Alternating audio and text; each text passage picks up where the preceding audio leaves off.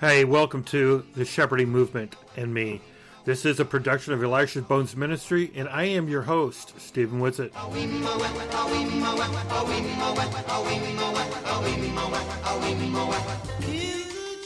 You're listening to the story of one young man's journey through the world of the Christian cults, spiritual abuse, and church legalism that shapes a life for time on end.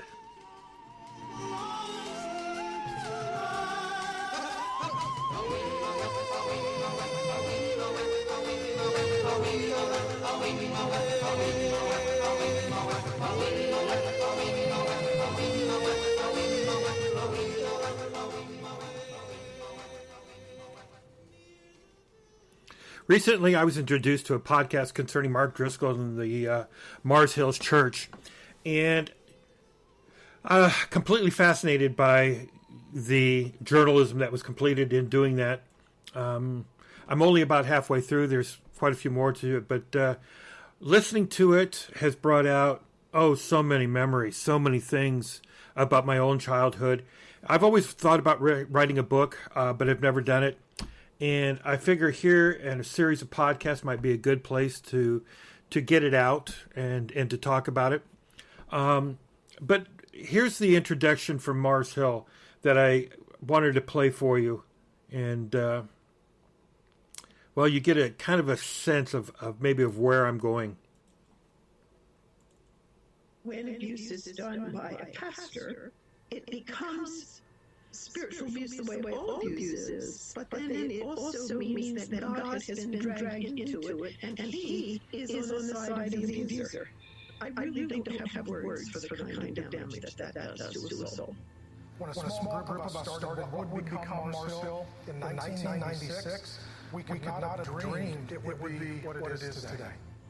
I was in the blogosphere for 10 years, and I knew for a fact that my numbers shot through the roof whenever I blogged about Rob Bell or Mark Driscoll.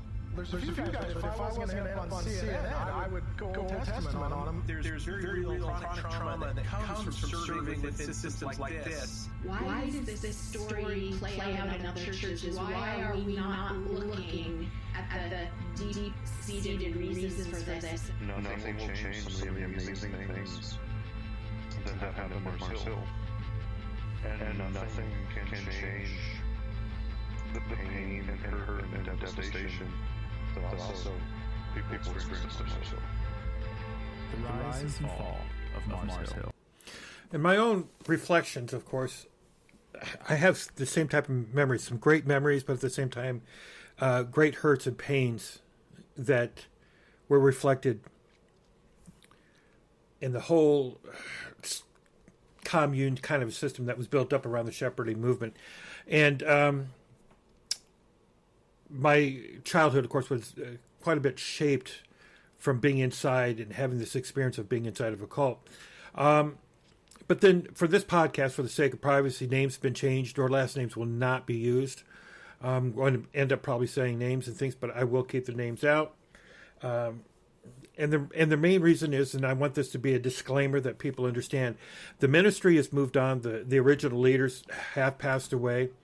And since then, his son, which happens to be my cousin, in a sense, a distant cousin in it, but we call him cousin, a great man, has brought redemption to the ministry and has repurposed the property and the commune and all those things. So this is, me getting it on paper, well, actually on a recording, right?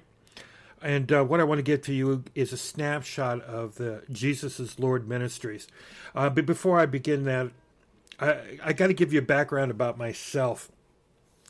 And I will also be using David Moore, graduate of Regent University, who now has finished and completed his PhD, is a professor at the King's University in Lakewood, Texas, I believe, outside of Dallas, part of a Dallas suburb, with the Foursquare denomination, and is there teaching. And this paper that he wrote, that I'll be sharing with you parts of, was all about the shepherding movement, and it gives you insights to things that I've been through, and it gives you the history, of this movement and how it came through.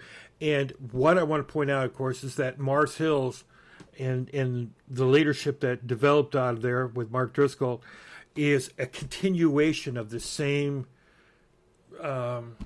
faulty thinking and idea of ministry and the authoritarian nature that a cult leader demands. But at the same time, when you look at Mark Driscoll, you see it's a church. You see a church of 10, 15,000, how many ever people that was.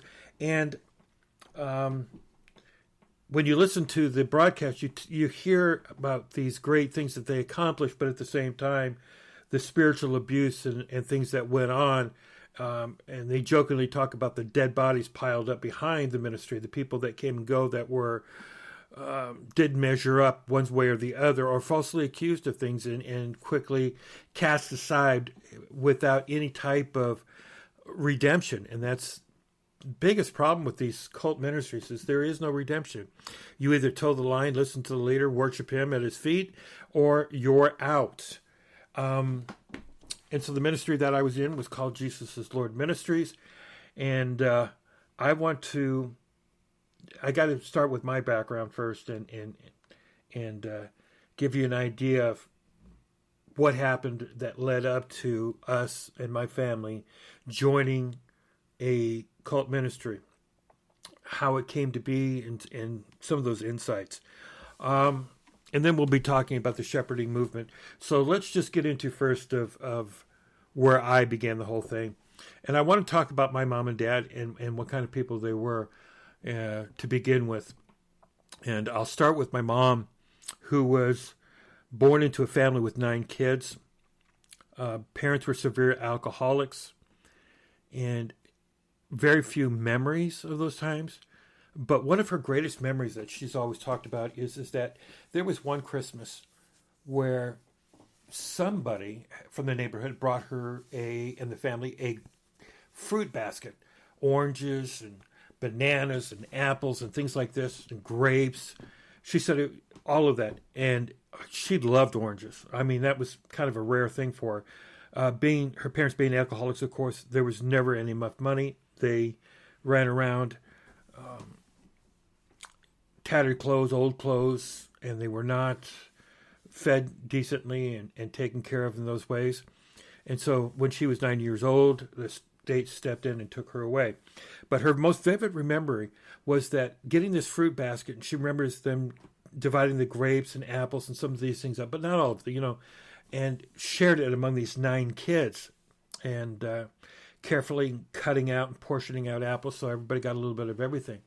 But she says later on that night she went to bed, and while she was sleeping, that smell of oranges, her parents had cut open an orange and peeled it, and that smell had wafted through the whole house. And she says, and when she told me about it, this is 30, 40 some years later, as she talked about it, she says, even now as I talk about it, I can still smell that oranges. I can still smell exactly what it was like that night, and how badly I wanted some of that orange, and how hungry we still were, even though we had been given some of the fruit to eat, and it was such a luxury for her.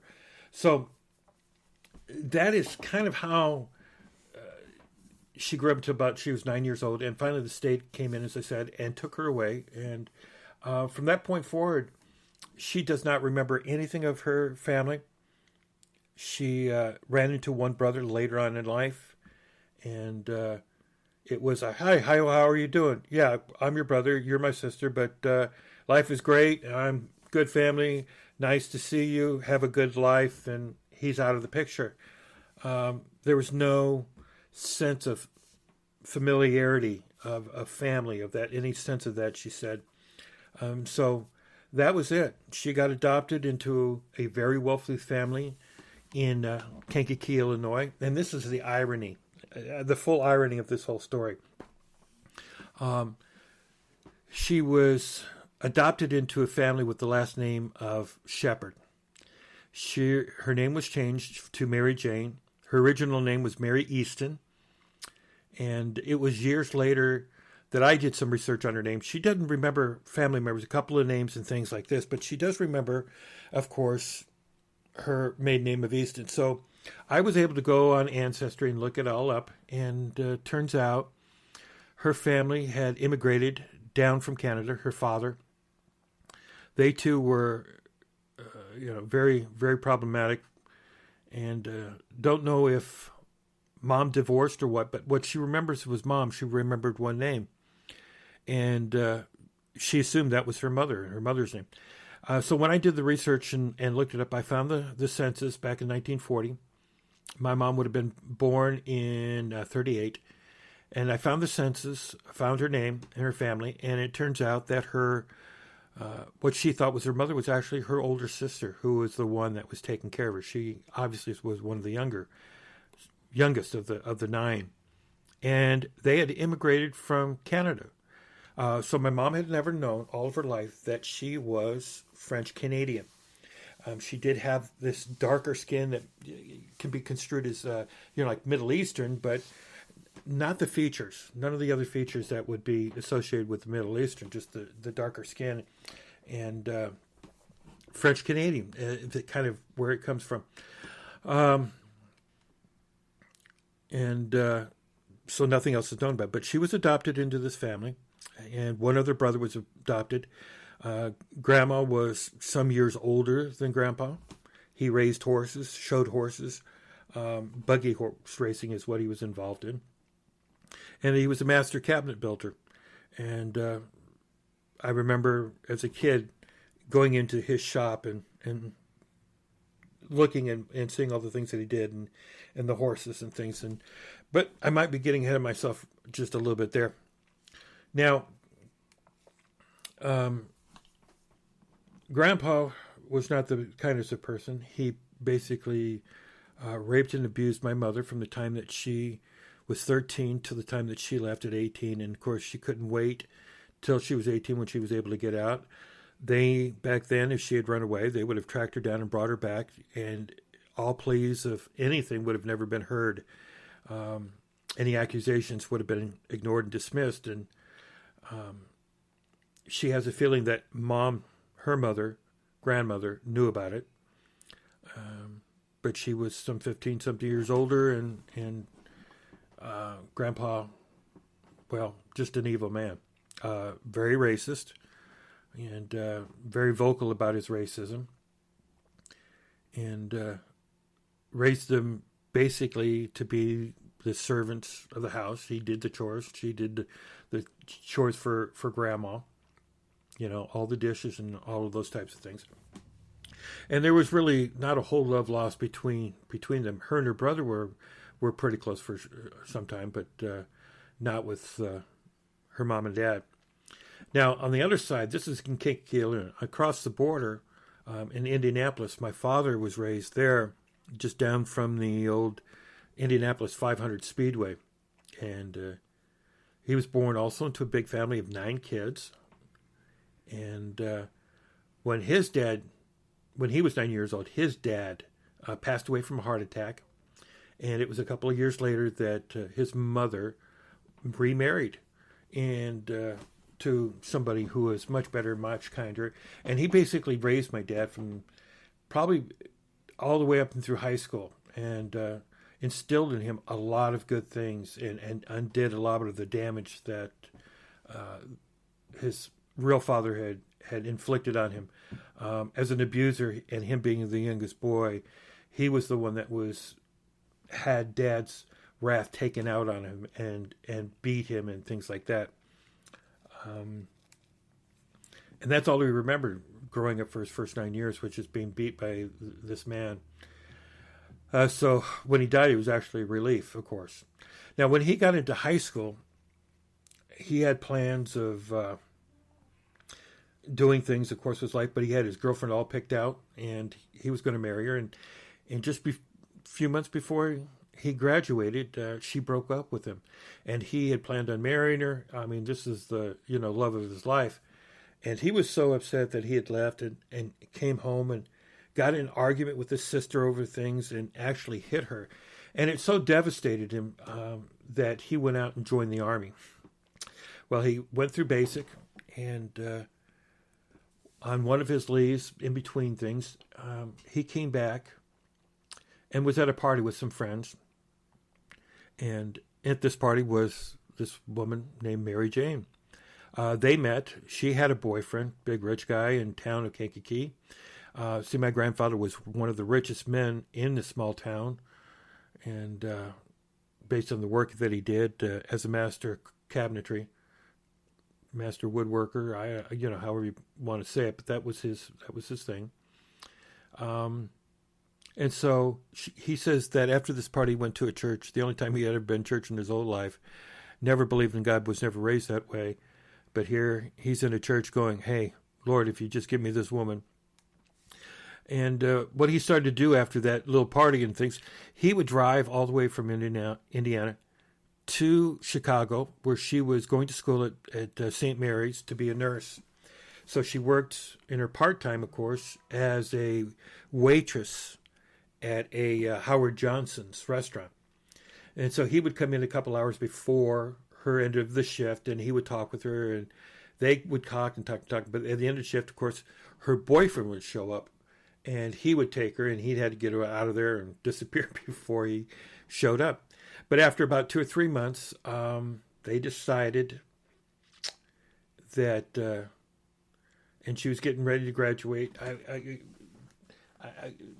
I hesitate on that, but I'm not quite sure how the whole thing was, because I know that she had a couple of years more,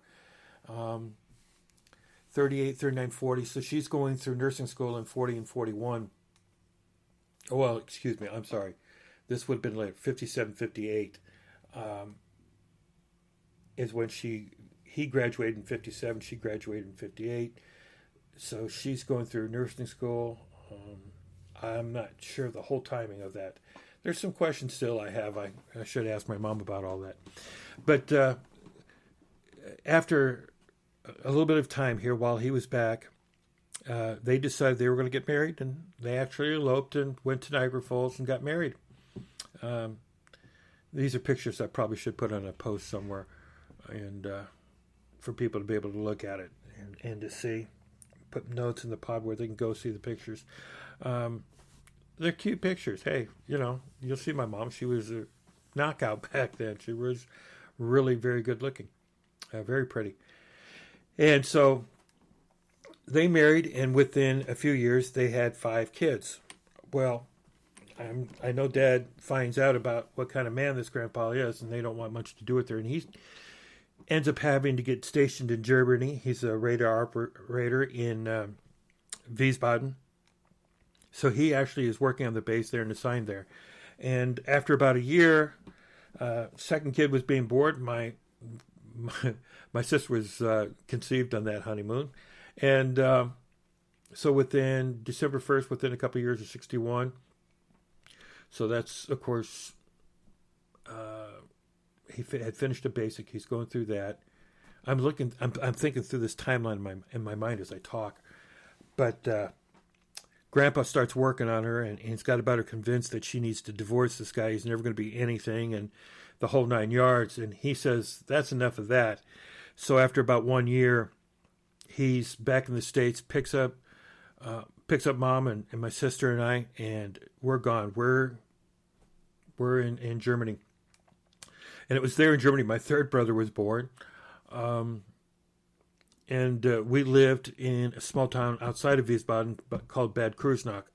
And that is basically where we went. And I went to school. They have over there, the base back in those years, your preschool is where you learned your ABCs, and then you go to kindergarten. And you didn't go to kindergarten, you went to preschool. Kindergarten, you started at 3-4 years old. Then you went into your first grade, and that's where you started to learn. So, Dad finally, when he got out, it would have been, I'm thinking that would have been 1963 when he finished up, 62 or 63, and flew back to the United States and lived on base in New York. Now, my very, very first memory is of looking out the window in an airplane, and I can remember the airplane, I can see the airplane, and looking out the window and seeing the Statue of Liberty. Kind of an amazing sight, isn't it? That's my very, very first memory. So we ended up living in New York, and this would have been 1967. I had another brother, sister raised and born during that time. I'm trying to remember, 65, 66. I think my brother was. It's all confusing. Trust me. Yeah, years ago. But we ended up living on base, and I say 67 because that's when the New York blackout happened, and we were there for that time period when it all happened, and I remember it so well. We had these neighbors across the street. They're a little bit crazy. The first time I visited, they were friends with mom and dad, but the first time we went over there, they had a hand grenade, a live one that used to sit on their coffee table as this talking plate piece, and of course I picked it up, and they had to take it away, and it disappeared. Sometime after that, I remember getting into the garage and turning on the water hose, and it was one of those big power industrial type hoses with a lot of pressure, and it got away from me and soaked up the garage before they figured out it was on and had to turn it off. And then the blackout, and I remember being in the dark for 3 days and doing everything and eating dinner all by dark at night. So, and I bring this up because you're going to see later on in my story that I was a part of a lot of different type events like that. I don't know, my fault maybe? No, can't say that. But anyway, moving on through the story. After a while, they decided to move back to Kankakee, try to mend things with her dad, let him see that he's not all that kind of a bad guy. And we moved out there, and Dad got a house, and it was actually my grandfather who gave it to my mom and dad. But with 5 kids, of course, you need lots of room. And so he decided to take out the garage and turn that into part of the house. And so he built this thing. And it was, now we left when I was about 10 or 11 years old. And just a couple of years ago, my wife and I took a trip back to Indianapolis to visit relatives and friends. And I made the special journey to go back and see these houses and to go through. And it was funnier than anything because when he took out the garage, of course, he put siding on, but you see the garage goes right up to the house and it ends right there. The garage does. And so all I can remember was like 3218 Catchland Drive or something like this. And when you looked out the windows in the front yard, I could remember, you could see my grandfather's house off in the distance, and then you can also see a drive-in theater that was right there. And so when we moved there, we could sit there, get on the FM radio, and or listen. Not all the time you could listen to it, but there was you could watch the screen. You could watch whatever movie came up there from his porch, and we did that quite often. But from the house, you couldn't do it. But when I came back there years later, it's like, where is this? I can't remember. I can't remember the drive. It's this drive. I can't remember the house. And as you go down the street, all of a sudden you come to this house where this driveway ends right inside of the wall. And I go, that's it.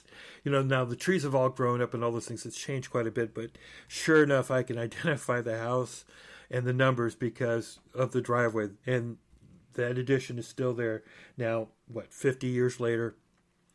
Quite funny to see that. I tell my wife about it and to see that it's still that way. So we lived there in Illinois. My dad started working after being out of the Army, of course. Started working at J.R. Short Milling Company, which provides cornmeal for in Chicago, Kellogg's. All of their products, their corn products, he was the one who milled it. And he started off working there as pushing the broom. And by the time, I guess it would be about 65 or 66, he's now one of the top foremen in the plant and had been there for quite a long time. And at one point, I remember he was working on those grain elevators and somebody turned on the machine and he lost a thumb, had it almost completely cut off. That was kind of scary to see that happen. But they sewed it back on. But yeah, the scars were there for life. And Mom was a nurse. Dad was there. And they're pretty much at the top of their game. They're getting paid very well for both of them. And they've got tons of money coming in. But in those years, they had to deal with me. Why with me? Well, remember I told you that in school over there, they taught us the alphabet. So when we come over here in the United States, they want to put me in kindergarten and they want to teach me the alphabet. Well, I'm going A, B, C, D. I know it all. I know my letters. I know all of those things. And so what does a little young boy do but get into trouble? And that's what I started to do. Mark Twain Elementary School, Kankakee, Illinois, is where, boy, did I get into some trouble there. Snowball fights, but just constantly a pain in the side of my teachers. And I believe, if I remember right, her name was Mrs. Hilliker. And my first grade teacher then that I started with was Mrs. Johnson. But the one time that I got into a snowball fight when I wasn't supposed to, I hit a girl in the head. They took me down the office, and it's like, what's it? Bend over. And he'd get the paddle out, and he'd whoop my butt and send me off. And yeah, I'm just a kindergarten. I'm 5 years old. And they were doing that. So, troublemaker, that translates to by the time I get into the 5th grade, I am kind of in serious trouble. But let me take a pause and a break for right now, and then I'll come back in just a minute. Well, to continue on, I was getting into more and more trouble. And so by the 5th grade, they decided to hold me back. Again, I moved this place and that place.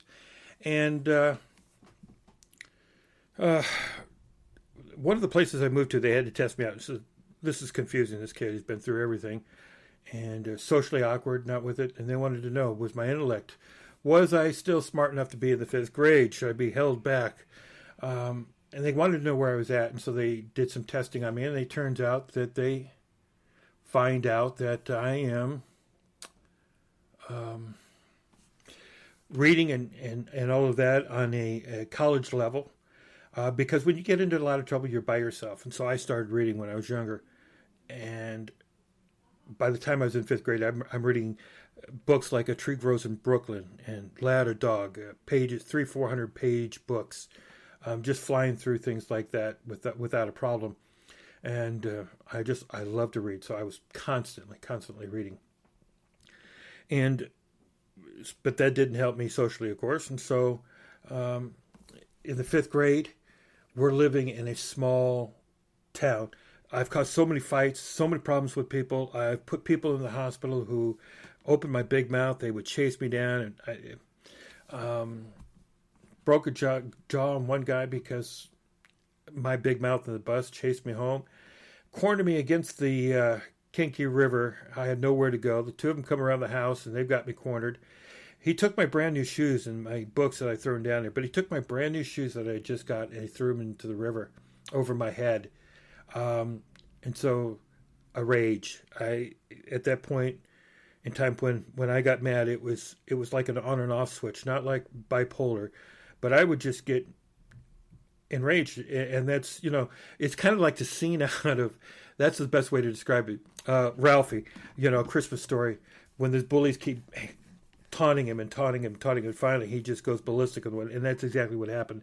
But in my case, I was a little bit bigger, a little bit older, and I actually broke his jaw, and actually had parents in the neighborhood say, "Get your son out of here. All he does is cause trouble up and down." And so my parents left. They moved to this small town thinking, well, let's go to a place with a population of about 28 people, and maybe we can stay out of trouble there. And for the most part, I did. I had fun. One of the best things we ever did was flying kites one time. Then kites broke and string broke, and so we got the bright idea to put 5 kites on one string and flew that up 1.5 miles a string. That was quite a achievement, I think. And but so good memories of fishing with my dad. I think that's one of the things that saved me in my childhood was my dad and our love for fishing. We would go all the time, and there were plenty of nights all the way up and through high school that we would sit there and fish together and not say a word. And other times we'd talk all night. I would just talk about different things with him all night long. And I know that's what pretty much saved me. But in that 5th grade, and that second time through, living in Larab, they pretty much had everything. And so they decided there's something missing out of their lives. And my uncle was a pastor. So what we started to do was drive across to Danville, Illinois, just across the border between Illinois and Indiana, and we would go to church there with him, sometimes going at night and spend the night there with him. This is my dad's older brother, not his oldest. Like I said, out of 9 kids, this would be his next oldest brother. He only had one other younger sister. And so we started going to church there week after week after week. And sure enough, soon enough, all of us, made our trip down to the altar and said our sinner's prayer and accepted the Lord into our heart and all that. And Dad, he decided that he's got a calling on life. He wants to go and become maybe a preacher or something like that. And he had no idea how to do it, but he knows he wanted to. So he got a hold of a ministry, a guy that had this, I don't know how to describe it, but it was a commune type of ministry where people were living together, but they're learning together. It's discipleship.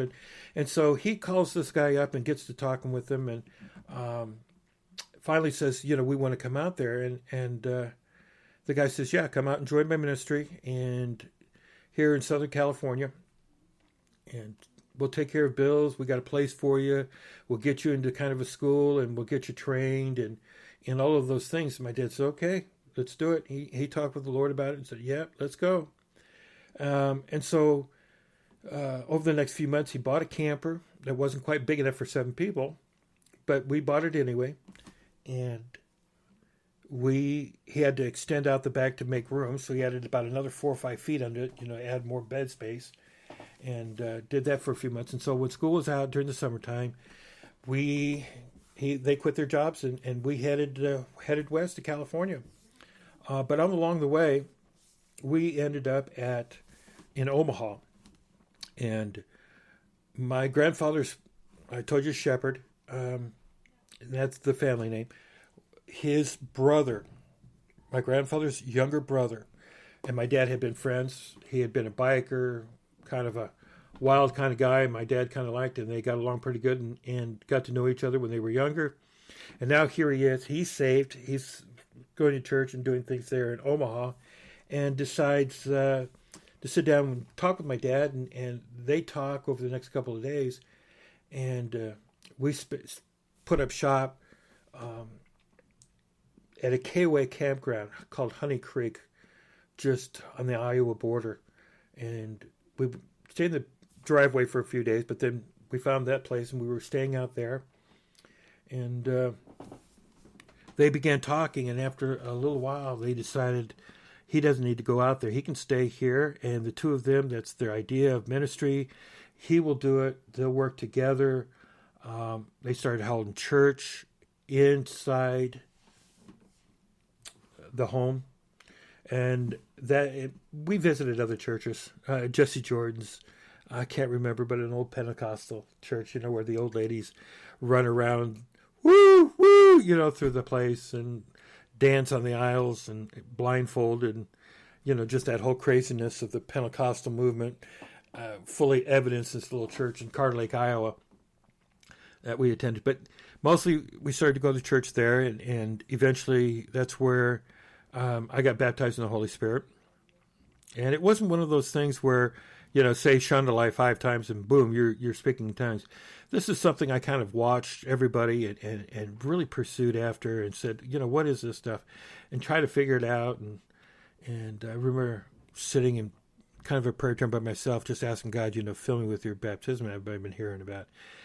And nothing. And finally, they decided they're praying for people. And he asked the question, is anybody who want to be prayed to be baptized in the Holy Spirit? And I said, sure. And I came off my pedestal and up on the stairs, I should say. And they prayed for me. And then, all right, you can start speaking. Just whatever comes to mind. So whatever comes to mind, I started to speak it. And all this gibberish and stuff. And then all of a sudden, I felt the power of the Lord really come on me. And something just kind of take control in a sense of my tongue. Not really control, but, the words and everything just started to flow. And I felt the presence of God probably for the first time in my life. And I knew something had happened. But, being 9, 10 years old, it 10, 11, I guess, it doesn't mean a whole lot. It doesn't really shape a whole lot. I'm still watching my dad. I'm watching him change. I'm watching him throw out his Playboy magazines and quit smoking and all of those things that had happened to him. But I still wasn't sure of all of it because it's not something that I felt or, thoroughly understood at 10, 11 years old. So by that end of that time, the springtime, after some discussion, before we even start school, this uncle of mine, he decides he wants to do the ministry, but they're going to do it in California. So he ends up going to California. Now, I don't hear any details of what's going on or anything. I really don't. But a few months later, my dad tells us and informs us kids we're moving to California, to a small town called Yucca Valley. And my uncle had bought a old dude ranch out there. It had the bar and outdoor arena for, music, cowboy kind of stuff. And it had an Olympic-sized swimming pool and tennis courts and horse stables. And so people would come in, spend the night, ride horses, swim, play tennis. That's what this place was. But now it's been out of circulation for several years, falling apart. And he got it pretty cheap. And so we went out there, first of all, to check it out. I got video of me of this ranch. This page or website I need to put in here that'll give some resonance to what's going on there. That'll be something I'll have to do. But anyway, we went out there, visit, and then came back. And then when school was out, or the summer was near the end, it was somewhere in there that we decided we were going to move. So again, we had by that time moved into a house. I believe so. We had moved into a house. Memories. I'm 6 years old. This is all stuff when I was 10, 11. So it kind of gets a little bit blurred in there. But we ended up moving out there to this dude ranch before school started. I think it was about a month or two before school started. And we get on this property, and they're going to start this church ministry. And they're having church services and things. And first time really in kind of a church. And they started a youth group there with my cousin being the youth group leader and me being 11, 12, somewhere in through there. Most embarrassing thing, of course, quiet time during prayer. And sure enough, what did I do? I farted. Yeah, those are the kind of awkward things that I was used to doing and haven't happening to me. Kind of embarrassing, to say the least, right? I just thought of something. I had music over here that I could play up. I'm not going to do it now, but during those years, there were some songs that were very, very important to me, and long time ago, that was one of them that was absolutely great. But while we were living there back in the '60s, my dad had brought home a reel-to-reel, and we listened to all of Simon and Garfunkel. Here's all these old songs.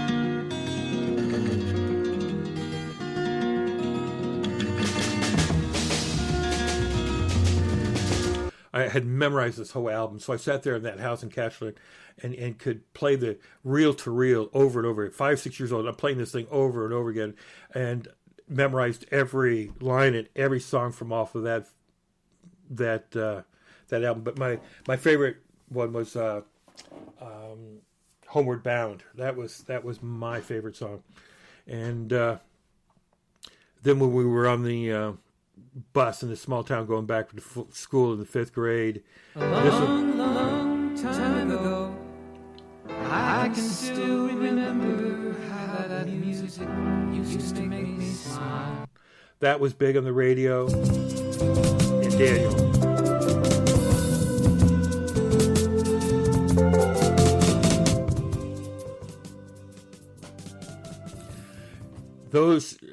Music was very important to me in those songs because they were like snippets of my life back in those days.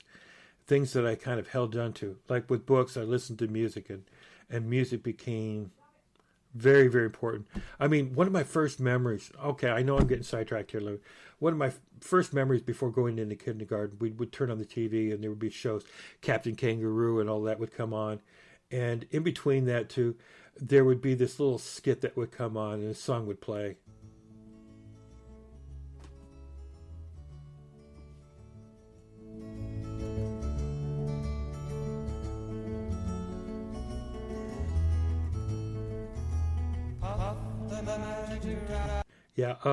Yeah, it was a great song back then. I'm sorry, I loved it. But you remember me telling you about, well, you should. I just said it a few minutes ago. There was that man in California that we were going to go join his ministry with. And we'd stopped in Omaha, of course, and that's where everything got sidetracked. But my mom and dad ended up calling the gentleman back and saying, hey, we were not coming out. And that man, his number was written in my mom's phone book, and the number there and his name underneath it. And even 25 years later, she still had that thing, and I still remember looking at it and still looked at it. But the man's name that we were going to go join his ministry was Jimmy Jones. Yes, the same Jimmy Jones from the Ghana, Africa, and his cult where over 900 people drank cyanide and committed suicide. That was the man that my parents were talking to. And God graciously redirected us and stopped us. And we went from the fire into a frying pan is basically what happened in our lives back then. And how do you say it?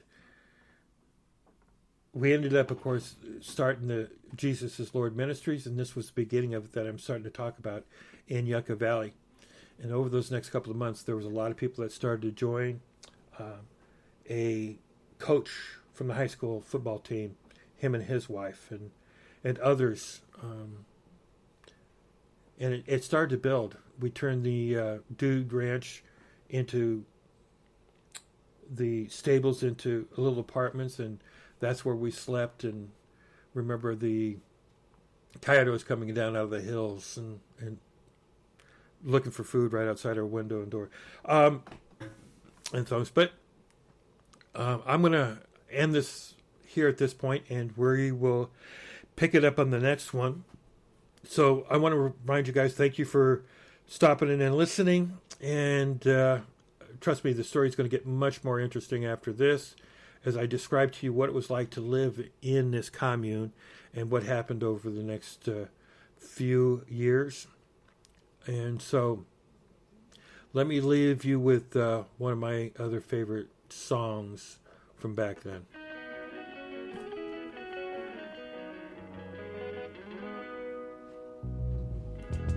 Day after day, I'm more confused. But I look for the light through the pouring rain. You know that's a game that I hate to lose.